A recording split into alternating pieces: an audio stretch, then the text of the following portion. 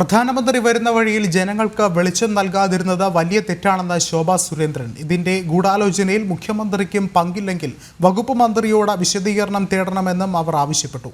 കേരളത്തോട് പ്രധാനമന്ത്രി കാണിക്കുന്ന സ്നേഹം തിരിച്ചു നൽകേണ്ടെന്ന സംസ്ഥാന സർക്കാർ നിലപാടിന്റെ ഭാഗമാണ് ഇതെന്നും ശോഭാ സുരേന്ദ്രൻ വിമർശിച്ചു.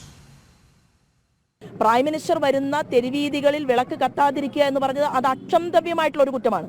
അടിയന്തരമായിട്ട് കേരള മുഖ്യമന്ത്രിക്ക് ഇതിൽ പങ്കാളിത്തമില്ലെങ്കിൽ, ഈ ഗൂഢാലോചനയിൽ പങ്കാളിത്തമില്ലെങ്കിൽ വകുപ്പ് മന്ത്രിയെ വിളിച്ചു വരുത്തി തത്സമയം ഇന്ന് രാത്രി തന്നെ എന്താണ് സംഭവിച്ചത് എന്നതിനെക്കുറിച്ച് പരിശോധിക്കും എന്നാണ് ഞാൻ കരുതുന്നത്. അത് പരിശോധിക്കപ്പെടേണ്ടത് തന്നെയാണ്. മറ്റൊരു സംസ്ഥാനത്തുമില്ലാത്ത ഒരു കൊമ്പും കേരളത്തിലെ ഈ ഡിപ്പാർട്ട്മെന്റുകൾക്കില്ല എന്നുള്ളതാണ്. അപ്പം ഇന്ത്യയുടെ പ്രൈം മിനിസ്റ്റർ ഇങ്ങോട്ട് നൽകുന്ന സ്നേഹവും ആദരവും തിരിച്ചു കൊടുക്കാൻ സൗകര്യമില്ല എന്ന് തീരുമാനമെടുത്തുകൊണ്ട് ഇതിനകത്ത് ആളുകൾ രാഷ്ട്രീയം കളിക്കുകയാണെങ്കിൽ അത് തീർച്ചയായിട്ടും പരിശോധിക്കപ്പെടേണ്ടതാണ് എന്നുള്ളതാണ്.